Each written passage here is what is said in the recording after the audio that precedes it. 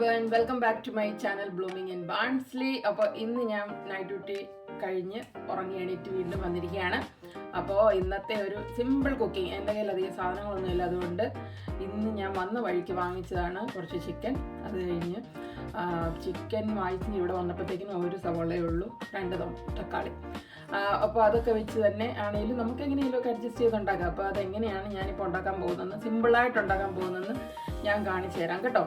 അപ്പോൾ നോക്കാം, ഇതാണ് എൻ്റെ കയ്യിൽ 5 ചിക്കൻ്റെ ലെഗാണ് ഇന്ന് കിട്ടിയത്. അപ്പോൾ അത് വെച്ചാണ് ഇന്ന് ഉണ്ടാക്കുന്നത്. അപ്പോൾ ആ 5 ചിക്കൻ്റെ ലെഗ് ആയത് കാരണം ഞാൻ ഒരു 2 ഉരുളക്കിഴങ്ങും കൂടെ അതിനകത്തോട്ട് ഇടുന്നുണ്ട്.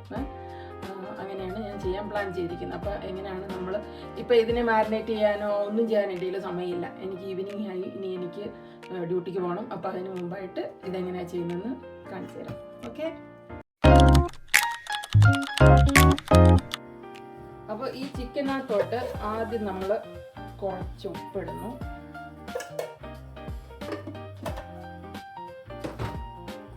അത് കഴിഞ്ഞ ശേഷം കുറച്ച് കശ്മീരി ലാൽ മിർച്ചി, കുറച്ച് ധനിയ പൗഡർ വേണമെങ്കിൽ, മല്ലിപ്പൊടി, കഴിഞ്ഞിട്ട് കുറച്ച് മഞ്ഞൾപ്പൊടി, അധികം മസാലയുടെ ആവശ്യമൊന്നുമില്ല. പിന്നെ വേണമെങ്കിൽ കുറച്ച് കുരുമുളക് പൊടി. ഇതൊന്നും കണക്കൊന്നുമില്ല കേട്ടോ, കണക്കൊക്കെ ഇച്ചിരി അവനവന് ഇഷ്ടമുള്ള സ്പൈസിനനുസരിച്ച് ഇടുക. കുറച്ച് ഇഞ്ചി വെളുത്തുള്ളി പേസ്റ്റ്, ഇത് എന്നിട്ട് മിക്സ് ചെയ്യുക.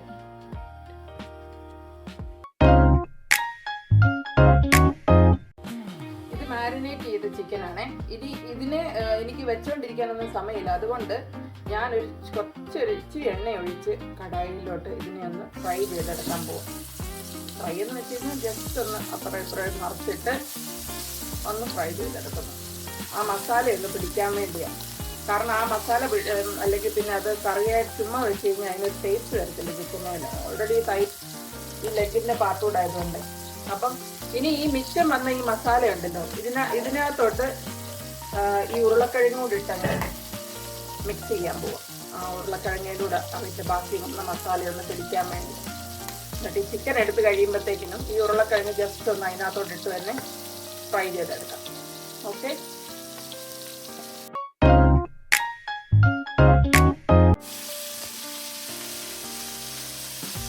അപ്പോൾ ഇനി ഇത് 2 മിനിറ്റായി. 2 മിനിറ്റായ ചിക്കന് 2-3 മിനിറ്റായി. അതിനെ ഒന്ന് മറിച്ചിടുക.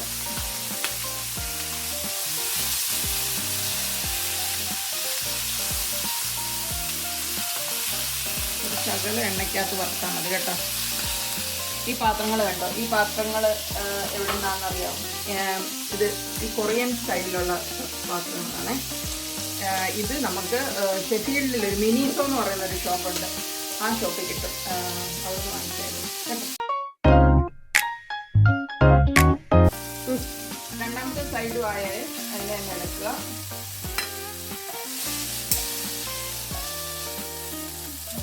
രണ്ടാമത്തെ സൈഡൂടെ എടുത്ത് കഴിഞ്ഞതിന് ശേഷം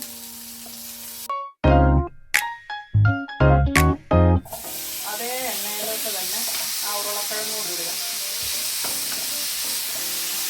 ഈ ഉരുളക്കിഴങ്ങ് ജസ്റ്റ് ഒന്ന് അപ്പുറം 2 സൈഡും ഒക്കെ മറിച്ചൊക്കെ എന്നിട്ട് ജസ്റ്റ് ഒന്ന് ഇളക്കിയെടുത്താൽ മതി. അധികം എണ്ണയൊന്നും ഇല്ല കേട്ടോ, ഒരു ശകല എണ്ണയെ ഒഴിച്ചിട്ടുള്ളൂ.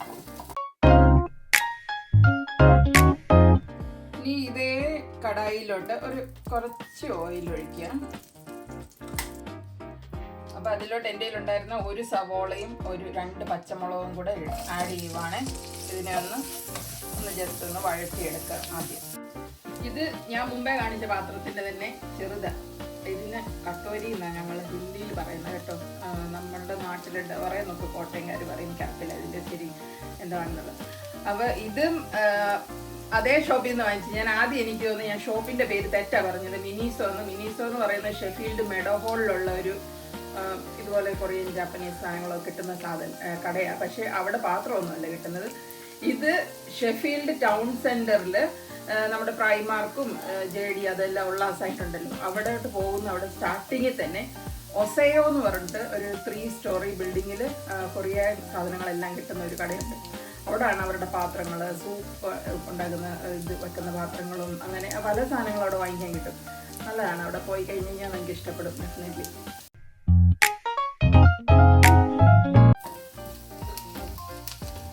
സവോള ഒരുമാതിരി വഴണ്ടായി. ഇനി നമുക്ക് ഇഞ്ചി വെളുത്തുള്ളി പേസ്റ്റ്, ഇഞ്ചി വെളുത്തുള്ളി ഒന്ന് സെപ്പറേറ്റ് ഇട്ട് അരച്ചൊന്നും ഉണ്ടാക്കാനൊന്നുള്ള സമയമില്ല കേട്ടോ. അപ്പോൾ കുറച്ച് ഇഞ്ചി വെളുത്തുള്ളി പേസ്റ്റ് ഇടുന്നു. അതിൻ്റെ ഒപ്പം തന്നെ അത് അടിക്ക് പിടിക്കാതിരിക്കാൻ വേണ്ടി 2 ചെറിയ തക്കാളിക്ക്.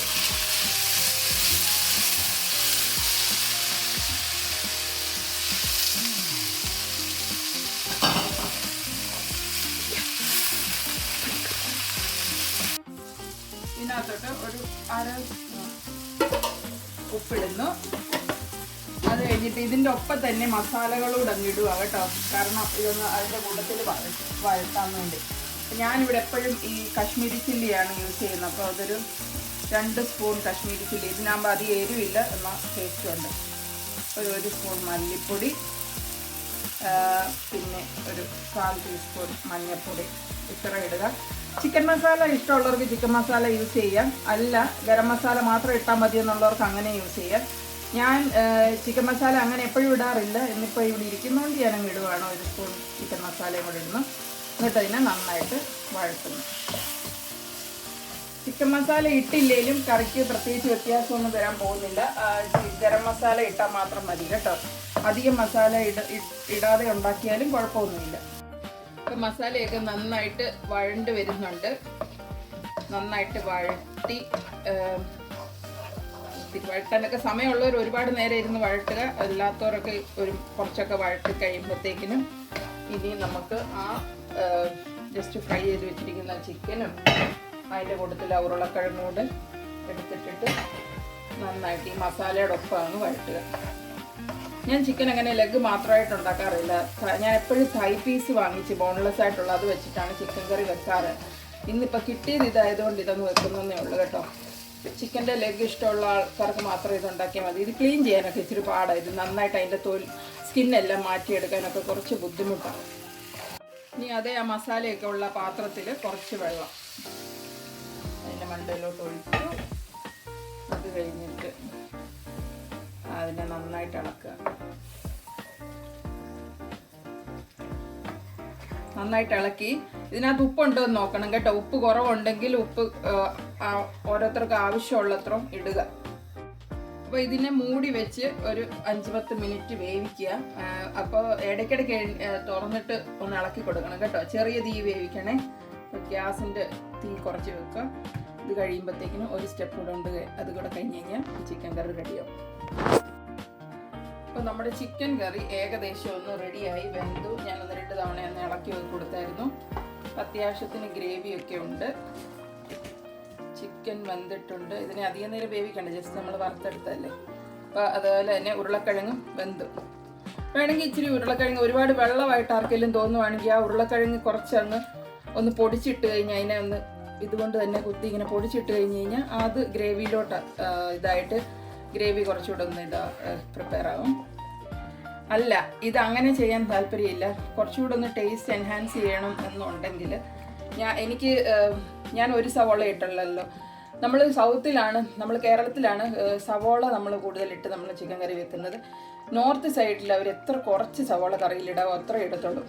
ബാക്കി അവർ കൂടുതൽ തക്കാളിയാണ് കൂടുതൽ പ്രിഫർ ചെയ്യുന്നത്. നമ്മളുടെ അവിടെ ഞങ്ങൾ കോട്ടയത്ത് ഞാൻ കോമൺ ആയിട്ട് പറയില്ല, എൻ്റെ വീട്ടിൽ തക്കാളി ചിലപ്പോഴേ ഇടത്തുള്ളൂ.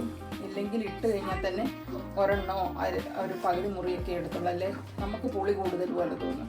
പക്ഷേ നോർത്തിലുള്ളവർക്ക് സവോള കൂടിക്കഴിഞ്ഞാൽ അത് മധുരം ഉള്ള പോലെ തോന്നും. അപ്പം ഞാൻ ഇനിയിപ്പോൾ ഇതിനകത്തോട് ആഡ് ചെയ്യാൻ പോകുന്നത് ഇത് കുറച്ച് കാഷ്യൂനട്ട് വെള്ളത്തിലിട്ടൊന്ന് കുതിർത്തിട്ട് അരച്ചെടുത്തതാണ് ഈ സമയം കൊണ്ട് കേട്ടോ. അപ്പോൾ അതൊന്ന് ആഡ് ചെയ്യുമ്പോഴത്തേക്കും ഇതിൻ്റെ ടേസ്റ്റ് ഒന്ന് കൂടും. ഒരു ഇച്ചിരി എരിവൊക്കെ കൂടുതലുണ്ടെങ്കിൽ അതൊക്കെ ഒന്ന് ബാലൻസ് ആക്കും ഇത്. അപ്പോൾ ഇത് ഒഴിച്ച് കഴിഞ്ഞിട്ട് ഒന്ന് ഇളക്കി എടുത്ത് കഴിയുമ്പോഴത്തേക്കും ഒന്ന് നല്ല കുറുകി നല്ല പെർഫെക്റ്റ് ചിക്കൻ കറി റെഡി. ഇത് നമുക്ക് ചപ്പാത്തി, പൊറോട്ട അല്ലെങ്കിൽ റൈസ് എന്തിൻ്റെ കൂട്ടത്തിൽ വേണമെങ്കിലും യൂസ് ചെയ്യാവുന്നതാണ്. അപ്പം നമ്മളുടെ ചിക്കൻ കറി റെഡിയായി. തീ ഓഫ് ചെയ്യുകയാണ്. അതിനെ മൂടി വെക്കുന്നു.